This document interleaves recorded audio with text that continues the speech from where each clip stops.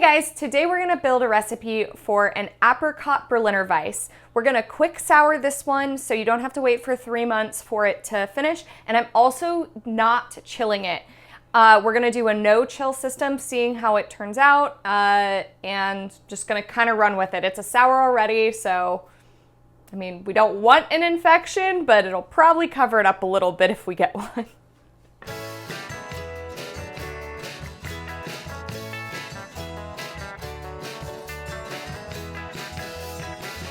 If you guys are enjoying the channel, please subscribe. I also have memberships open now, so you can get all of our videos early. But let's jump right into this. So obviously I have no idea when apricots are in season. So when I went to my grocery store, there were no apricots there. And I always go to this grocery called John's. They have super cheap produce. It's usually kind of like either overly ripe or like on its way to overly ripe, but it's a really great place to get cheap produce if you have them around you.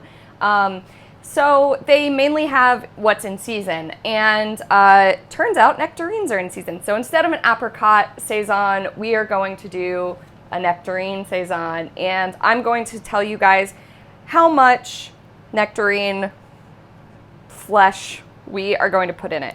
So I'm just going to pit these, and just for the easiness of when you're going to do this, I'm going to weigh how many nectarines I have so that when you go to the grocery store, you can just use the produce scales or whatever. All right, so it looks like I have 6.5 pounds of nectarines. I've got my brew father open. So we're just gonna go straight to recipes. We know kind of what style we're making. So if you're unfamiliar with the Berliner Weisse style, it is basically a super light in alcohol soured beer. It's basically half wheat, half barley malt, and it originated in Germany, obviously in Berlin. It's super nice to make in the summer and to drink in the summer because like it's like a lawnmower beer essentially, but with like a little more flavor, and they go really well with fruit additions. So my idea is to do basically 3 pounds of blended up apricots in the secondary, so like once everything's fermented. And it'll probably go pretty quick. I mean, the hardest part about sours is getting them actually sour. So I'm gonna kind of give you guys a rundown on how to quick sour here as well. So I'm just gonna make a new recipe. Apricot Berliner Weisse. Quick sour, no chill. I'm gonna have to come up with a fun name for this one, I think. I'm gonna use my Brewfather, use the Grainfather profile for that because Brewfather doesn't have an equipment profile for the Clawhammer. I am going to edit it though down to 5.5 gallons in the fermenter. We're gonna do a 15-minute boil on this. That's what I've seen recommended. We'll get more into that with the other tabs I have open. No sparge, so I usually do a maximum of 0.01. Okay, cool. So I just leave my brew house efficiency and mash efficiency at around 75 and 72. It's pretty much there. And so now, type all grain, obviously style is Berliner Weisse, select. Okay, so now we've got our targets. I'm gonna do this probably more in like the 3.5% ABV. Cool. So fermentables, let's just start there. We definitely want to put some wheat in. I love the white wheat. I use it for like anytime I need wheat. It doesn't add like any color, so it's just an easy malt to get down with. So I'm just gonna add 3 pounds of that. And 3 pounds of two-row. Let's see where that got us. So that got us to 3%. So I'm gonna change my two-row to 4. So 3.4%, that's fine. I got a lot of my information from this Beer and Brewing, Make Your Best for Berliner Weisse. I love these articles because it's not like oh, here's a recipe and figure out why we do this. It's actually a description of like why they're making the choices they're making. So I'll link to that below. Typically it's like half and half. Actually, they used Pilsner. Maybe I'll change mine to Pilsner. I've got Pilsner that I'm not using. It's just hanging out. What do I have? Oh, I have Rahr. I need to be paying attention to that. Rahr.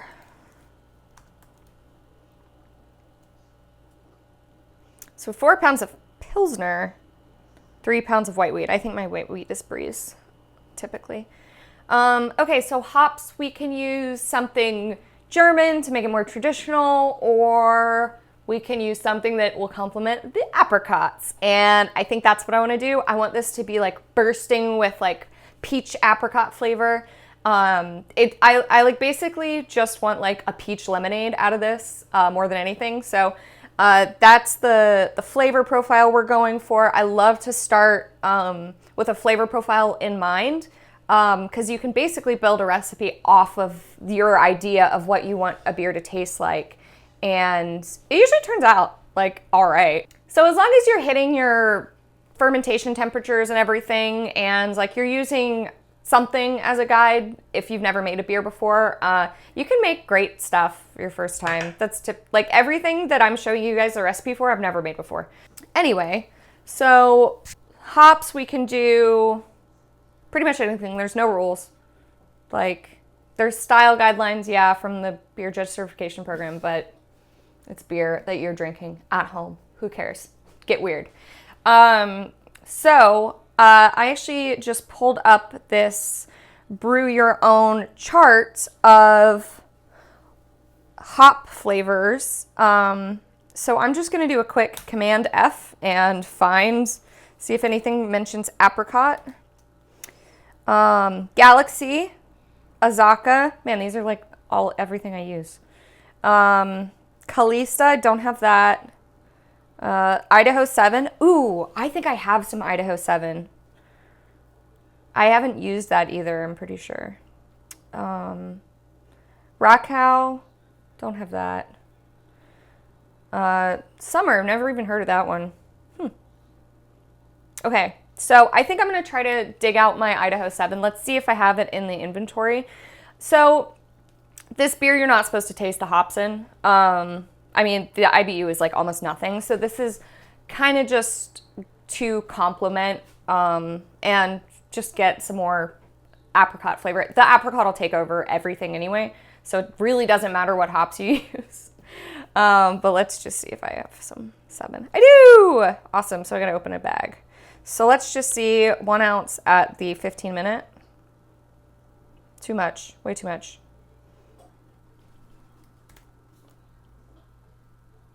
Still too much. Oh my gosh, gets like no hops. 1/4 ounce. I don't even think, actually, I'm not gonna open a new bag for this because I don't want my hops to I don't want the nitrogen flush to go away. So I'm gonna change what I pick. So we're gonna let's just do Azacca. Pellet Azacca 0.25. Let's see what that does. Okay, so that gives us 7. Okay, so whatever, easy. This beer is not about the hops as much as I love hops. It is about the fruit and the sour. So yeast. We are doing a quick sour. So the idea behind a quick sour is basically you do your mash as normal. And then at the end of that, you bring it up to boil just to kill off any bacteria that's on the malt and in the wort itself. And then you drop it down to around like 90 to 100 degrees, and you pitch your bugs. So I actually have a Berliner Weisse blend. I typically don't. I usually use like BioK for my souring. It's like those probiotic little drinks that they have in like coolers at Whole Foods or whatever. I've also used this yogurt called Siggy's. And if you're using yogurt, get the non-fat kind. You don't want any extra fat in it because like in the end, it'll just decrease your head retention if you've got oils in the beer in the end.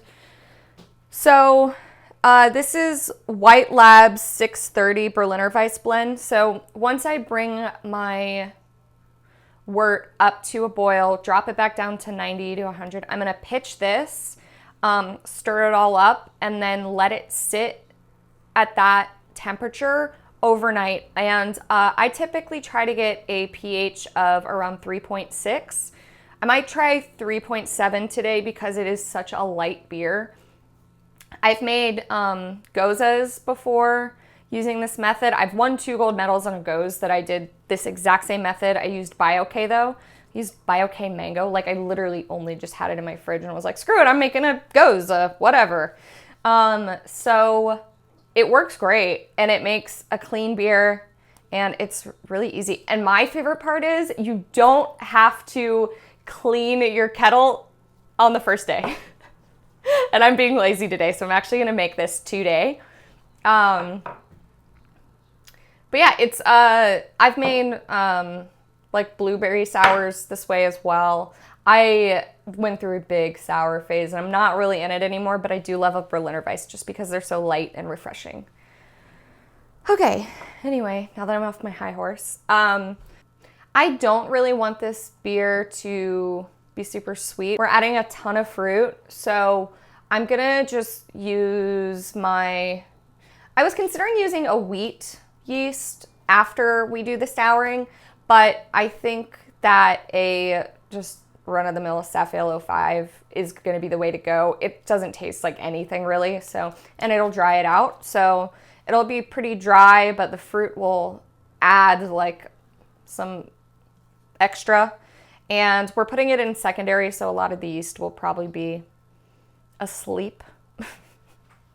And it hopefully won't ferment out all the apricot sugar.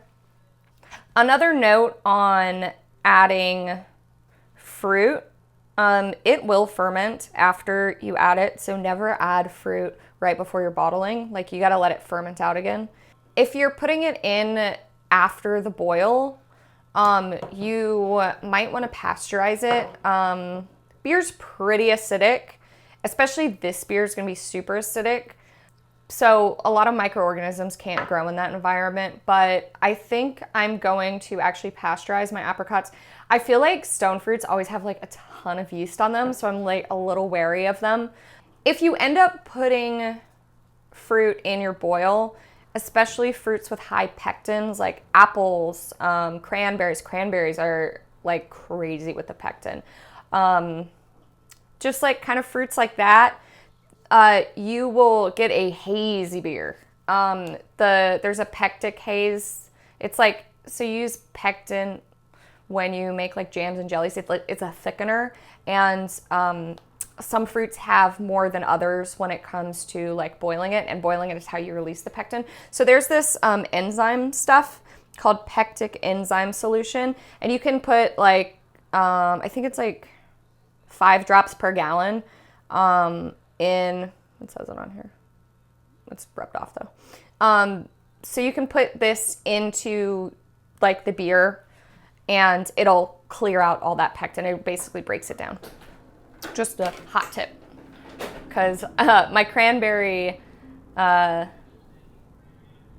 think I put my cranberries in. I've made a cranberry ale that's very, very, very, very, very hazy. It looks like a milkshake. Okay, so I'm putting in my Safale. I'm also just gonna add in, oops, that's the wrong thing. I'm also going to add in my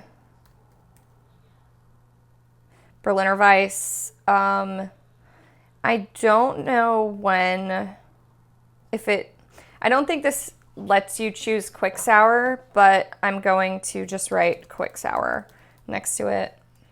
You can edit all of these.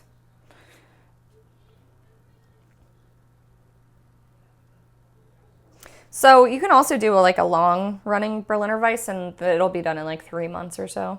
But I don't like waiting. I'm pretty impatient. Okay, so